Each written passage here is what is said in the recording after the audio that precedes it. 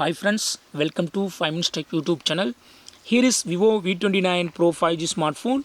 In this video, you will learn how to change keyboard height in your phone Vivo V29 Pro 5G. First of all, go to the typing interface and see here.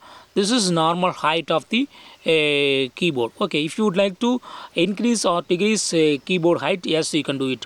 What you have to do is go to the settings of your phone first, then go to system,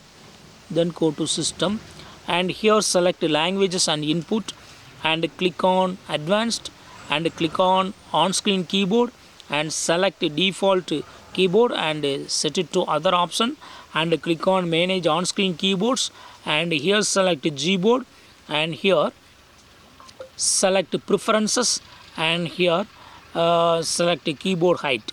Okay, it is in normal now. If you would like to increase keyboard height, click on mid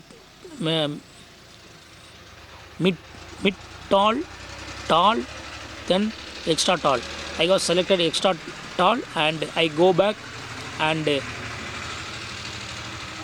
I am going to typing interface and see here keyboard height is considerably increased. Okay, if you would like to decrease a keyboard height, what you have to do is just you have to select above normal. Okay, that is mid short or short or extra short.